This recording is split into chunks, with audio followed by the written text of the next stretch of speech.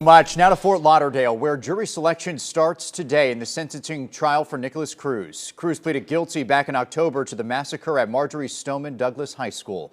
A total of 17 students and staff members at that high school were killed in 2018. Now we're set to hear from their families and friends in the coming weeks and months as this trial progresses. We also have live team coverage right now from Broward County. I want to begin with Caroline Coles, who will detail how we got to this point today. Caroline? Mark, good afternoon to you. Right now, we are live outside the Broward County Courthouse right here in Fort Lauderdale. Now, right now, out of the at least 1,500 people who received jury summons, about 12 will decide the fate of Parkland gunman Nikolas Cruz. It was actually just a few months ago, back in October, when Cruz pleaded guilty to 17 counts of murder and 17 counts of attempted murder as well. Now, once selected, the jury will in fact determine if Cruz, who is now 23 years old, will spend the rest of his life in prison or will he be sentenced to death. So to walk us through this process of how exactly the jury will be selected, I want to bring in Josie Carbonero. She was live inside the courtroom earlier today. Josie, good afternoon to you. This is going to be a very long and tedious process just because of all the attention this case has received. That's right, Caroline. A high-profile case like this is going to take some time during the jury selection process. We actually just stepped out of the courtroom. There were about 60 potential jurors that are being questioned right now by the judge. And as I mentioned, because this is a high-profile case, it is going to take some time. We're told approximately 2 months this will take.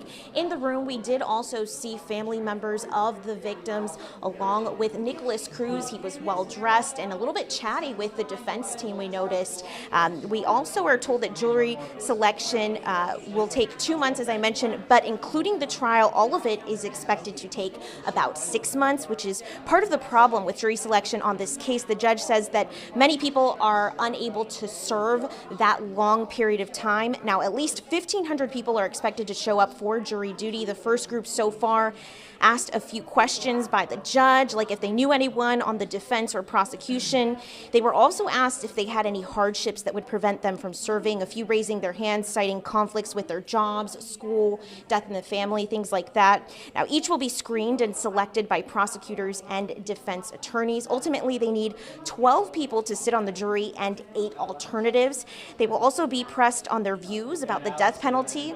Now, in order for the judge to impose the death penalty, the jury must be unanimous, but if a single juror disagrees, Nikolas Cruz would be sentenced to life in prison. Now, jury selection will continue through 5 o'clock this evening and will continue once again tomorrow morning. Reporting live, I'm Josie Carbonero, WPBF 25 News. Josie, thank you so much. You know, from the moment Nikolas Cruz was arrested on February 18, 2018, this particular case really has had so many different twists and turns. Cruz actually first appeared in court via video on February 15th, a day after that deadly shooting, when he was charged with 17 counts of murder. And then about a month after that, a judge entered a not guilty plea on Cruz's behalf, and his attorney said they would in fact enter a guilty plea if prosecutors vowed not to pursue the death penalty. But prosecutors, they rejected that deal.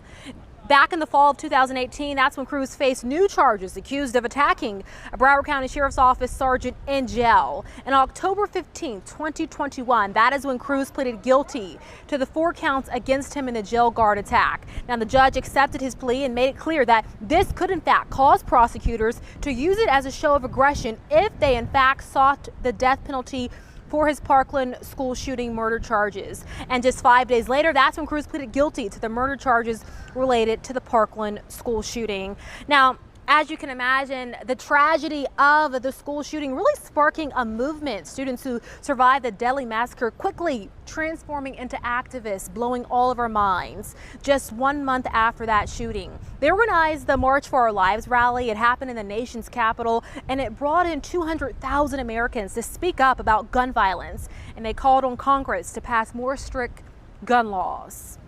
Now, our state, speaking of gun laws, has in fact implemented some legislative changes on gun reform since that shooting. There is now a 3-day waiting period for purchasing a gun, and the age to purchase a firearm was raised from 18 to 21. Also, A provision dubbed the Red Flag Law grants law enforcement the ability to seize firearms from anyone deemed to be a danger to themselves or others as well. As I mentioned before, this particular case has so many different layers. So coming up in the next few minutes, we're going to take a look at how this particular shooting has prompted school officials in our area to improve safety measures. So make sure you stick around for that. For now, I'm going to send it back inside to you, Mark. A lot of changes came in place after Parkland. Caroline, thank you so much. And for updates on Cruz's sentencing trial, you could always download our free WPBF 25 News app, put it right on your smartphone. We will update that throughout this entire process.